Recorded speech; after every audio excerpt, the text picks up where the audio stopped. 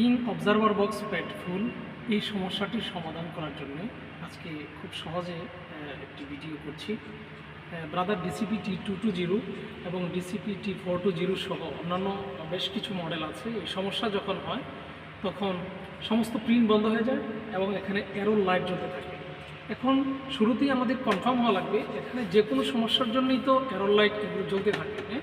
প্রথমে আমাদের কম্পিউটার স্ক্রিনে যেতে হবে এবং সেখানে গিয়ে দেখতে হবে আই প্রিন্ট অ্যান্ড স্ক্যান এই অ্যাপস দিয়ে এখানে কি সমস্যা হয়েছে। প্রথমে আমরা প্রিন্টারের সাথে ইউএসবি কেবলটি লাগাবো। এখান থেকে ইউএসবি কেবল কম্পিউটারের সাথে লাগালাম। এবার brother I print and scan এই অ্যাপসটি আমরা ওপেন করব। অ্যাপসটি ওপেন হতে একটু সময় নিচ্ছে। এবার আমরা সিলেক্ট ইউর মেশিন অপশনে ক্লিক করব। এবার আমরা দেখতে পাচ্ছি সিলেক্ট ইউর মেশিন দেওয়ার পরে আমাদের এটা ওকে হলো। আমরা দেখতে পাচ্ছি ইন অবজারভার বক্স প্যাড ফুল এই এররটা দেখা দিয়েছে। এবার আমরা এটা কিভাবে সমাধান করব এটা আমরা আসুন দেখি। এবার আমাদের যেটি করতে হবে সমস্যাটি সমাধানের জন্য এই প্রিন্টারটি মেইনটেনেন্স মোডে ঢুকতে হবে। মেইনটেনেন্স মোডে ঢোকার জন্য যে অপশনগুলো আমি বলছি, আমরা প্রথমে কপি শর্টকাট এবং কালার এই দুইটা বাটনে চাপ দিয়ে কিছুক্ষণ ধরে রাখবো। আবার ছেড়ে দিলাম। এবার কপি শর্টকাট বাটনে দুইবার চাপ দিই। এবার মনু বাটনে 2, 3, 4 বার চাপ দিই।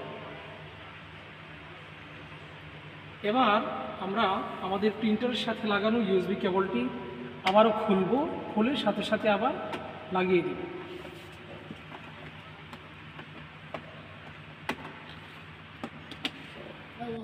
এবার আবার কম্পিউটারের কন্ট্রোল প্যানেলে আমরা যাব। সেখান থেকে ডিভাইস অ্যান্ড প্রিন্টারে যাব।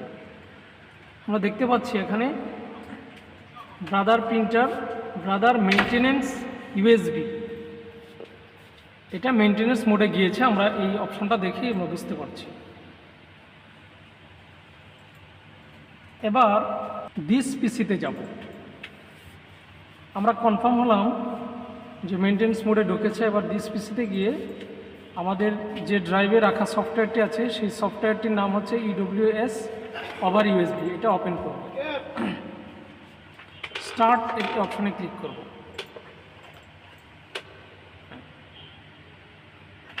এবার আমরা দেখতে পাচ্ছি কিছুক্ষণের মধ্যেই আমাদের এই সফটওয়্যারটি ওপেন হয়েছে। এবার লগ ইন এই অপশনে প্রিন্টারের পিছনে থাকা এই পাসওয়ার্ডটি আমরা লিখব। এখানে প্রিন্টারের পিছনে লেখা আছে যে পাসওয়ার্ড, আমরা লগ ইন অপশনে লিখব। S6C1। আমরা লগ ইন অপশনে পাসওয়ার্ডটি সম্পূর্ণ লেখার পর এই লগ ইন অপশনে ক্লিক করব। এবার আমরা সফটওয়্যার প্রিন্টারের ভিতর ঢুকলাম পাসওয়ার্ড টাইপ করার পর।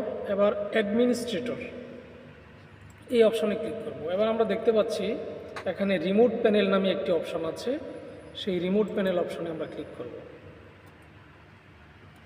এবার এখানে ইউজার নেমের স্থানে আমরা লিখলাম অ্যাডমিন এবং পাসওয়ার্ডের স্থানে আমরা সেই আগের মতো প্রিন্টারের পিছনে থাকা এই পাসওয়ার্ডটি আমরা বসিয়ে নিলাম। এবার সাইন ইন অপশনে ক্লিক করলাম। আমরা এবার মেইনটেনেন্স মোডে ঢুকে গিয়েছি। এবার আমরা এখানে লিখব 80 এই কথাটি আমাদের লিখতে হবে।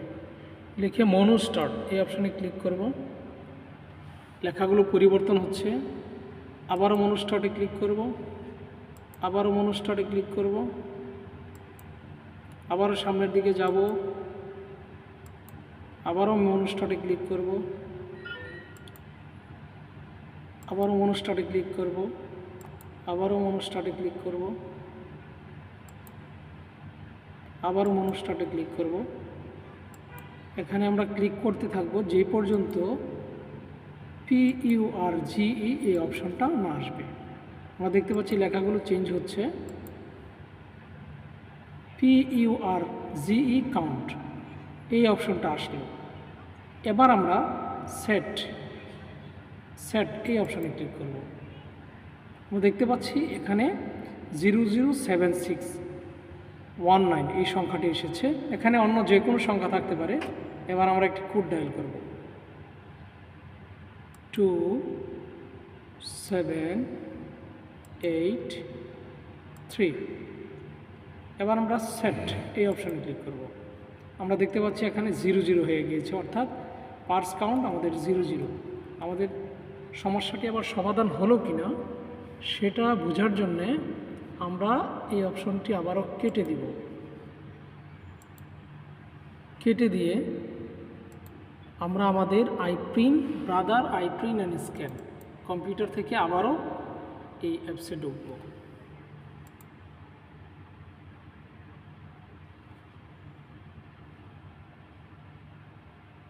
প্রিন্টারের পাওয়ারটি অফ করে আবারও আমরা অন করব এবং কম্পিউটারের সাথে USB কেবলটি লাগানো থাকবে।